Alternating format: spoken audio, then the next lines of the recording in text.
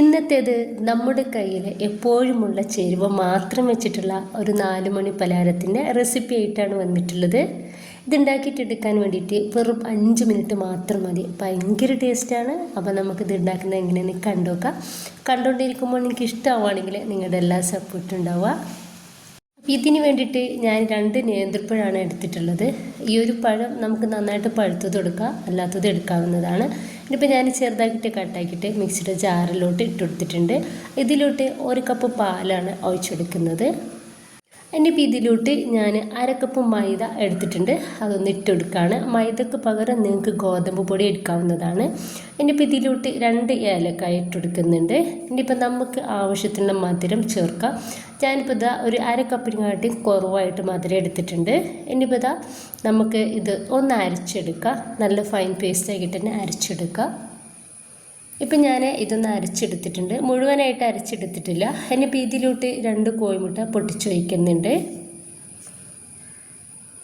നിങ്ങളുടെ കയ്യിൽ വലിയ മിക്സി ആണെങ്കിൽ എല്ലാതും ഒന്നിച്ച് ഇട്ടെടുത്തിട്ട് അരച്ചെടുക്കാവുന്നതാണ്. ഇനിയിപ്പോൾ ഇതാ ഞാൻ ഒന്നും കൂടി ഇതൊന്ന് അരച്ചെടുക്കുന്നുണ്ട്. ഇപ്പോൾ ഇതാ ഞാൻ ഇതൊന്ന് അരച്ചെടുത്തിട്ടുണ്ട്. പഴത്തിൻ്റെ ചെറിയ പീസൊക്കെ ഉണ്ട് ഇതിൽ, അതൊന്നും കുഴപ്പമില്ല. നന്നായിട്ട് തന്നെ അരച്ചെടുക്കാൻ വേണ്ടിയിട്ട് നോക്കുക. ഇനിയിപ്പോൾ ഇതാ ഞാൻ ഈ ഒരു തിക്നെസ്സിലാണ് നമ്മുടെ ഒരു മാവ് ഇരിക്കുന്നത്. ഇപ്പം ഞാനൊരു പാൻ അടുപ്പത്ത് വെച്ചെടുത്തിട്ടുണ്ട്. അതിലേക്ക് കുറച്ച് വെളിച്ചെണ്ണയാണ് ഇതുപോലെ തേച്ചെടുക്കുന്നത്. നിങ്ങൾക്ക് ഇതിൻ്റെ പകരം ബട്ടറോ നെയ്യോ എന്ത് വേണമെങ്കിലും തേച്ചെടുക്കാവുന്നതാണ്. ഇനിയിപ്പം നമുക്ക് കുറേശ്ശായിട്ട് ഈ ഒരു പാനിലേക്ക് ഒഴിച്ചെടുക്കാം. എന്നിട്ട് തീ ഏറ്റവും ലോ ഫ്ലെയിമിലിട്ടിട്ട് വേണം ഇതൊന്ന് റെഡിയാക്കി എടുക്കാൻ വേണ്ടിയിട്ട്. ഇത് വേഗത്തിൽ തന്നെ നമുക്ക് ആയിട്ട് കിട്ടും കേട്ടോ. അപ്പോൾ നമുക്കിത് അതൊന്ന് മറിച്ചിട്ടെടുക്കാം.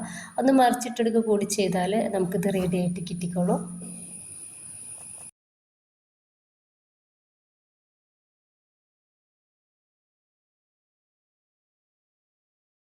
ഇതുണ്ടാക്കിയിട്ട് എടുക്കാൻ വേണ്ടിയിട്ട് വളരെ കുറഞ്ഞ സമയം മാത്രം മതി. ഇത്രയേ ഉള്ളൂ. നല്ല ഹെൽത്തിയാണ്. അപ്പോൾ എല്ലാവരും ഒന്ന് ട്രൈ ചെയ്ത് നോക്കുക. ഇഷ്ടമായിട്ട് നിങ്ങളുടെ എല്ലാ സപ്പോർട്ടും ഉണ്ടാവുക.